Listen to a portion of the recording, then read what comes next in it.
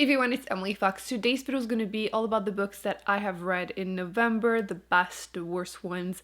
To be honest, November was not my best reading month of the year. Historically though, because I feel like I'm at this point with Booktube, I can look back. Let me put the stats from Goodreads. You can always stalk my stats on Goodreads. You can see that towards the end of the year, there's always a dip, usually around November. It seems to happen pretty much every year. I don't know if it's the change of weather, like the time. I don't know. I'm not feeling very in the mood to read. A little bit of a slump, to be honest. But I still finished some books. Most of them I enjoyed. You'll see. So the first book that I did finish was Sunreach by Sanderson and Janci Patterson. It's a short novella between book 2 and 3 in the Skyward World by Sanderson. It's a YA sci-fi. I've raved about it a ton. Book 3 is out. I ordered the edition, the UK edition, from the Book Depository website, and it takes forever to arrive, but I will be reading it as soon as I can. But I needed to read the first two novellas between book 2 and 3. This is the first one, and I don't know if anyone will agree, but this feels very YA, and I say that knowing full well that the series is YA, but it didn't read like that much because Sanderson's writing is always pretty good, but I don't know if this isn't as great because it was written with someone else. I'm really disappointed. I'm giving it about 3 stars. It wasn't bad. You do get some information. Basically, to not ruin anything, it's about the slugs. That's like the safest way of describing it. And I enjoyed those bits, but a lot of it is like with the love interest, which I don't really care about romance. So yeah, I'm just a little meh. It was like 200 pages, so it wasn't a short novella. But you don't learn that much that is important. I feel like you could skip it, but apparently you can't do that with the other one. So I will be reading it before I start book 3. But yes, I just thought I would share my thoughts, and I would love to hear yours because it just didn't feel like it was written by him. So there's that. One of the books that I was looking forward to reading this year was A Slow Fire Burning by Paula Hawkins. I wanted to try something else by the author of, The Girl on the Train, just to see how I would feel about the author in general. I feel like there was a ton of hype with her other book, and I didn't hate it, but I read it fairly early in the hype, so I didn't feel like I was expecting to love it, and I was okay with the first book, but this one, I feel like it's incredibly forgettable. The fact that I forgot that word. Yeah, I feel like it's not memorable. I feel like in a year or two, not even, I will not be able to tell you what it is about. And I usually have a really great memory with like plots to give you like a general idea. And just really didn't care about it. I don't think it's going to get any kind of hype. Actually, let me look it up. 37,000 ratings, and so far it's 3.55 on Goodreads. So I think that one you can safely just skip it. I'm giving it 2.5. I don't know how disappointed I am because frankly my expectations weren't super high. It is what it is. I've read it. I just know now that I don't think I'm going to read much more by the author. I have one more of the book, Into the Waters. Is that possible? Is that her? Yeah, I think so. I have that one, but I had heard so things about it, so I might just skip it eventually. Maybe I'll try the first chapter just to give it a chance. But yeah, I don't think she's going to be ever an author that, I have to read. I think after the first book, I think we're all going to forget about this book very soon. The next book that I finished was part of the Patreon book club pick of the month, and I am all over the place with this book. I vlogged it, and it was painful to like do daily updates because I was feeling the slump so badly, and this is not the right book to read when you're feeling slumpy-ish. This was self-published. I love this cover. It has been since picked up by a publishing company. They changed the cover. Why? Because this is like mainly the reason I picked it up. It's kind of a magical school, which is one of my favorite settings, but the characters are very unlikable. Not any like, ooh, morally gray. No, like I don't care. Like, you're not a good person, which is fine, but like I also just don't care. With that said, I love the magical school because there's like a magical library, which yes, I will want that. We all want that, right?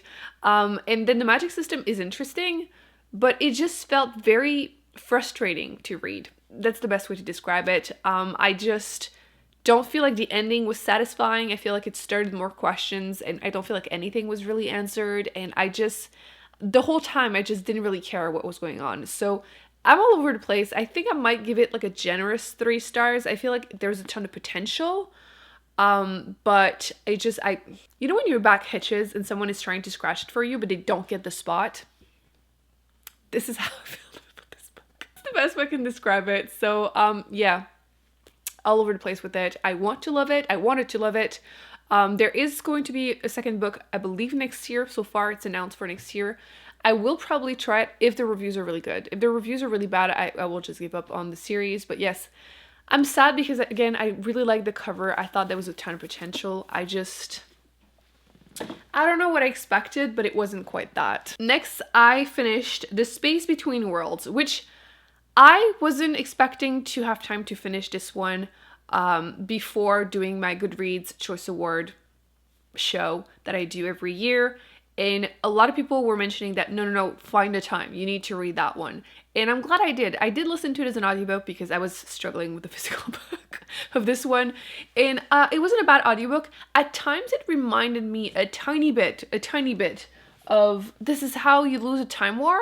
A little bit. It's basically someone that is, her job basically is to travel between worlds to do things. I thought the story had a ton of potential. I enjoyed the narration of the audiobook. I enjoyed the main character, kind of morally gray. There's some like romance, but it's like very like, it's a mild part of the story. Again, not a huge fan of romance. And the main character is possibly bisexual. She doesn't label herself, so whatever. I just feel like towards the end it got like, it could have been shortened a little bit. But yeah, really interesting world. And I think I'm gonna give it 4 stars. I'm glad I read it. I'm glad I read it just in time. I did not have time, by the way, to get to Piracy, which I'm sad, but 2022, I'll attempt it. I wanted to squeeze it in before the Goodreads Choice Award, but it is what it is. Not my best reading year, but yes, this one overall enjoyed. Would recommend it if that's something you are intrigued. And like I said, minor feels of This Is How You Lose a Time War. I feel like I wanted to love that one a lot, but I didn't quite love it, and this one satisfied me a little bit more. Let's talk quickly about the 2 that I'm currently reading. The first one is Lengendborn, which was actually also part of my Goodreads Choice Award. I will not have time to finish it before I do my award show, but doesn't matter. I also got it, saw it a ton on TikTok, like TikTok made me do it kind of thing. It's actually your Patreon book club pick of the month for December. I just started it as an audiobook. I will flip-flop between the 2, but so far I do enjoy the narration, which I'm trying to like test more of them so I can do more recommendation videos, but so far I'm enjoying it. You have this young girl who goes to this like college-ish, pre-college place where there's a bunch of rich kids and then magic. I'm only like 5% into it, but so far so good.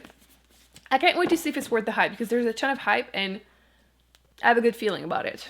The second one, again, feeling this slump, like terribly. Booktube in the Wheel of Time series, which, have you seen this cover? They make me laugh so hard. Those are like the first edition. Look at them. Like, they're so bad that they're good, you know? So I did remove it, obviously, to read the book. And I'm not super far into it, like, not at all. I'm like not even 100 pages into it. And I'm just struggling to pick up the book. When I do pick it up, I am enjoying it. So it's not the book, it's definitely a me thing. Again, the fact that like the sun goes down at like 4:30 and that like 6 o'clock I'm ready to go to bed, it's kind of preventing me from reading a decent amount. So, but I'm trying to read it so I can actually watch the TV show. That's the plan. But yes, so far it seems fine. I have nothing bad to say about it. Which brings me to, oh shit, I forgot. It's still crooked from being stuck in my basement. Do you remember when I hauled it? Oh, also quickly, I started Stamped and it got returned to the library. So I don't even know how many percent I was into it. I accidentally like touched a thing and like, I don't know where I'm at.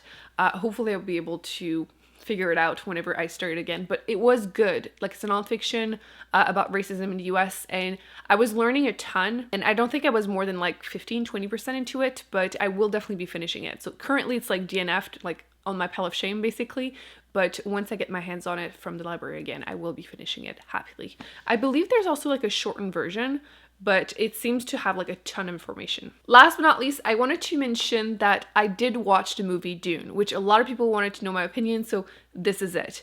If you don't know, I didn't really care for the book. I gave it like 1 star, and I thought I was going to love it, really didn't. I was so bored. So I went into the movie with very, very low expectations, and I was pleasantly surprised. It's not an all-time favorite movie. No one's shocked here. But so far, I liked it. Like, it's probably not like a 5 stars, but it's probably like a 3.5. Like, hopeful that once I watch part 2 whenever it comes out, I will be somewhat positive about my experience. Again, I'm very scared I'm not going to enjoy it, but yes, movie so much better than the book in my opinion. So not the best reading month for me in terms of like quantity or even quality, a little bit all over the place, but I'm excited because December is here and you can expect, hopefully, a new video every 2 days. So all my best, worst, most disappointing, most surprising books and a bunch of like random categories also. Basically the end of the year series approaching. I cannot wait to hear your thoughts and just start fresh, because I will be uploading towards the end of the month a bunch of the challenges that I'm hoping to start next year so we can all prepare, because I have very ambitious goals. A little too ambitious probably. That's gonna be it for today's video. Thumbs up, subscribe. Please let me know in the comment section if you have read any of the books that I mentioned and what books you finished this month, your favorite one, just to let us know. I will be putting more videos on the screen that I recommend you check out, and I will see you in an upcoming video very soon. Bye. Only you're the reason why I can feel those butterflies.